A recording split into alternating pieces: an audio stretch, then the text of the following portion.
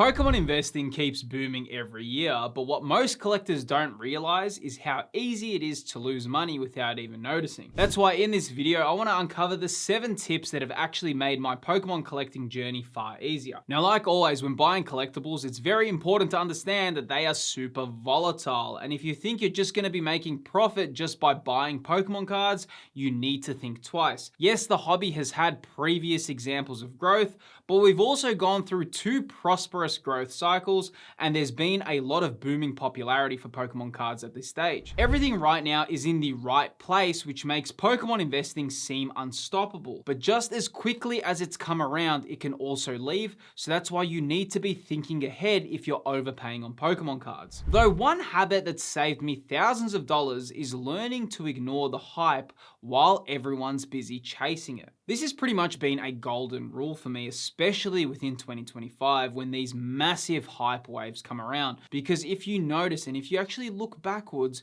you'll notice that the hype starts dwindling down pretty quickly. I mean, I've gone through so many examples in previous videos of cards that were once very hyped, very in demand, and then years later, no one really is chasing them anymore. And the big reason for that is because collectibles don't actually really matter what's that rare, because if everyone was focused on what was really rare, I mean, you have so many vintage Pokemon cards that no one really knows about that have PSA pop reports of like under 100. And then you've got modern Pokemon cards that have PSA pop reports over 10,000 and are getting, double or even triple the price of these old school collectibles. Because like I said, it doesn't really matter about what's really rare as a Pokemon card.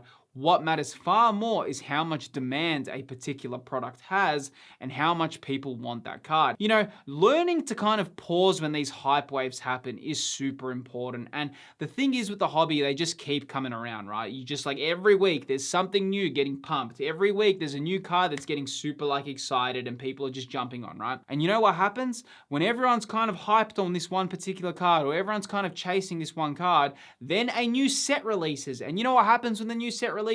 Everyone just starts hyping that new card, and then another set releases and everyone starts hyping that old card. But then the cards that you were hyping, 2 or 3 sets prior, everyone's forgotten about. Everyone's like, oh, they're not that interesting anymore. And only very few cards stay that were once hyped. A lot just kind of fall off a cliff. So that's why if you do see cards spiking in price, one big tip right now in the hobby is just wait it out, dude. And you know what? It's always better to buy a year later and you can see that the price is at that kind of price point and it's been there for a solid year and it's kind of made that position in the market than buying it when it's in a massive hype swing and you've got no idea where that card can go. Now, another area is taking the time to learn the huge differences between singles versus sealed, because this area gets complicated quickly. The thing is with sealed and singles, sometimes prices don't make sense when you're kind of looking at the prices of singles in the market versus the sealed. What I mean by this is sometimes, a set will have a lot of cards that aren't really that expensive in the market. But when you look at the price of the sealed booster box, is way more expensive than any card that you can pull. Now, this is actually quite common and you might be confused thinking, wait, why is this sealed booster box really expensive when even if I pull the top chase card, I'd be losing money? A big example of this was like Obsidian Flames for a long time. Now, the reason why this happens is because it's a big thing that you need to understand is that raw cards and singles and sealed are completely different collectibles. And sealed product is a collectible in and that of itself. Something that a lot of people get confused about is they say, hey, I can buy 36 booster packs way cheaper than I can buy a booster box which has 36 packs inside. Why would I even bother buying a booster box when I can buy, the loose packs and get the same amount? When you kind of understand that sealed product in and that of itself, the fact that it's sealed is pretty much like getting a PSA 10 slab or any other kind of collectible that you can own. That's why you can have real bizarre things that happen like Rebel Clash Elite Trainer boxes, because Rebel Clash ETBs were really kind of short printed back in 2020 and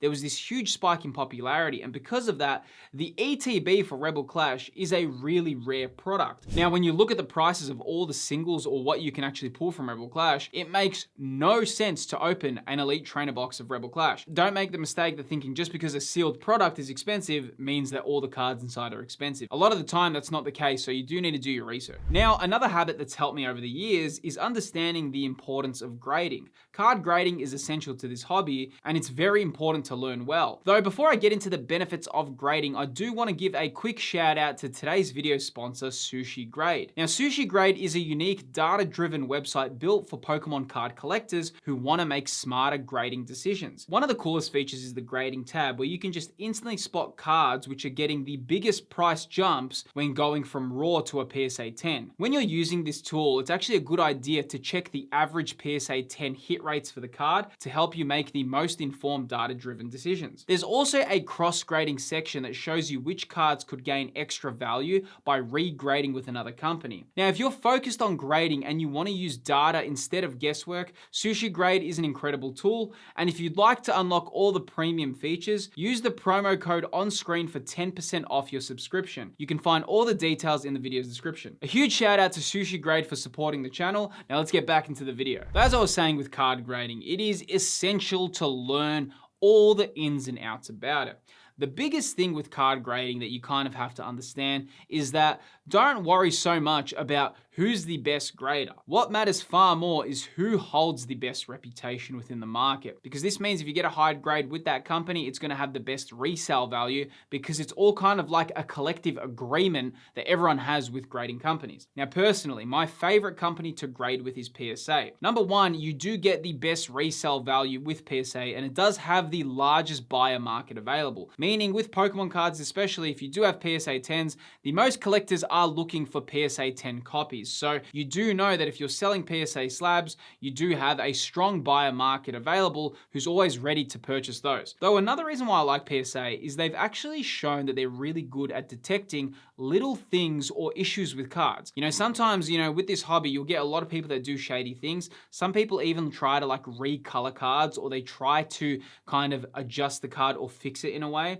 If there's a little bit of whitening somewhere or if the corner's bent, they'll try kind of adjust it themselves. PSA has actually been really good at noticing these kind of adjustments, and then they reject the card to be graded. And that's why not only are you kind of buying the PSA 10 from them, but you're also ensuring that they've done the research to make sure that everything's gone smoothly with the card in particular. But of course, when you're dealing with collectibles and of course, shiny cardboard, it's always very easy to get damaged. So another cool aspect of grading is that it does protect the card as well. So, there's a huge amount of benefits for grading. Now, another tip is to buy what you actually genuinely enjoy as a sustainable approach to the hobby. One thing that a lot of people do is they try buy, what's going to rise in price or what's the next thing to pop off. Now, you can do this for a small amount of time, but if you have no connection to the cards, as soon as you see that your product or something is like dropping a little bit in price, you're just going to sell. You're just going to be like, whoa, what did I do? Man, I'm an idiot for buying collectibles. Oh, well, I don't want this at all. What's much better is to actually purchase something that you enjoy, because if you enjoy it, you're not going to really care that much about price swings, and it makes it far more enjoyable. One thing that's kind of been a little bit disheartening with Pokemon cards recently is the amount of people that have just,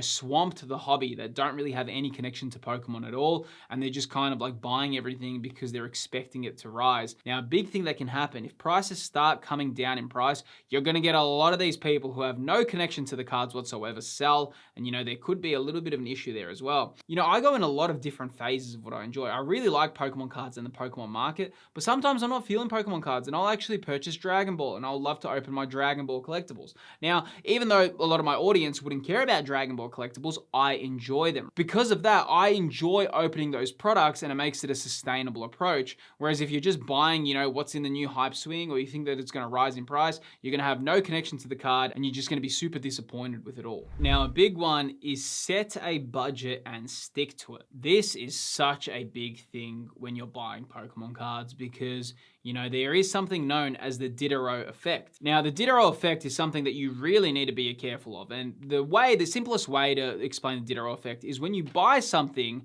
and you buy one thing, sometimes you think, oh, I need something to match that purchase. A big example of the Diderot effect, and I'll give you an example of what happened with me. I purchased Lost Origin Giratina. This is back in 2023, right? I looked at that Giratina V and I said, this is such a good purchase, but you know what? How can I have the top chase card of Lost Origin without at least having one Lost Origin booster box? So what did I do? I bought a Lost Origin booster box.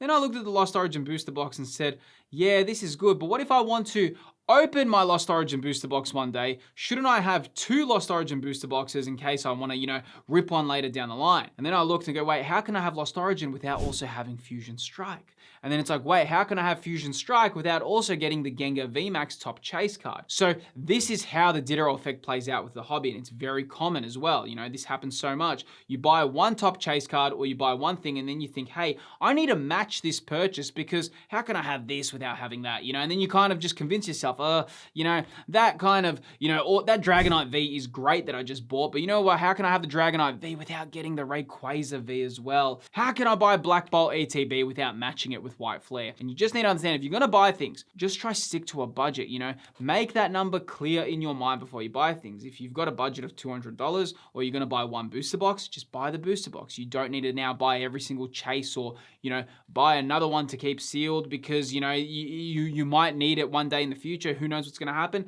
Just learn to kind of buy things and be okay with buying them. Now, something that's important, if you are buying a product in hopes to sell it later down the line, you do need to think of the liquidity of that item.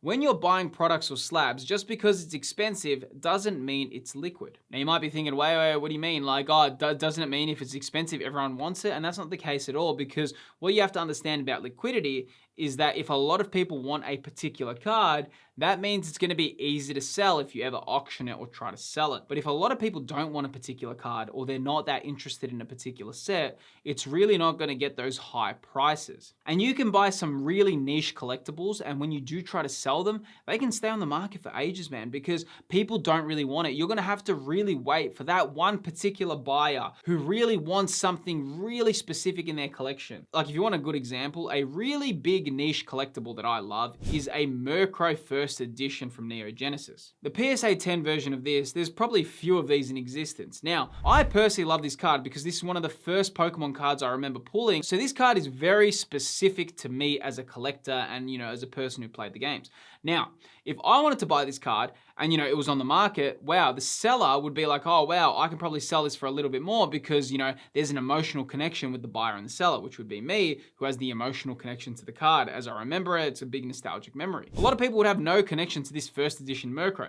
People who sell collectibles are smart. They know they need to wait for the right buyer. So because of that, you also have to understand that if you are buying products and you do want to sell them later down the line, just do your research of what cards are popular and what's really trending, because, when it comes time to sell later down the line, you can make it much easier for yourself. Now, the final habit is when you're ready to sell, be at peace with letting it go. It's very likely that if you sell something that the card will keep rising after you sold it, and honestly, that's okay. You've always made the right move based on the information that you had at the time. One way I actually deal with this is if I do sell a piece of my collection, I always try have a goal that I'm selling towards. This way I'm not going to regret it later.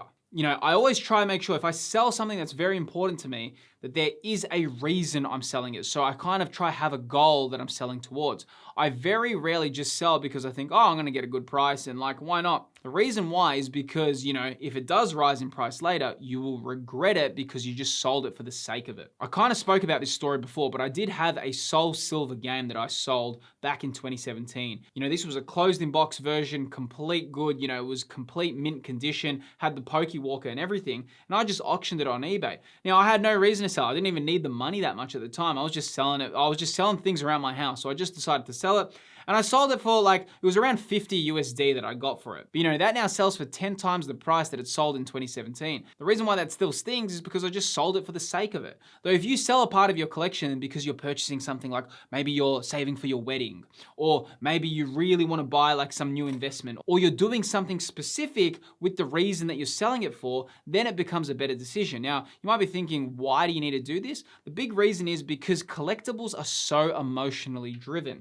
The whole collectible market is an emotionally driven hobby. So when you're parting something that you have an emotional connection with, you kind of want to make that easier for yourself by having a goal in mind, the reason why you sell. So, as much as these tips are helpful, there's also some mistakes that can be made along the way. And that's why in this video on screen, I actually uncover the 5 biggest Pokemon collecting mistakes that should be avoided. If you enjoyed this video, then click the video that's appearing on screen and you can learn more about it there. I really appreciate you watching, and I'll see you on the next video.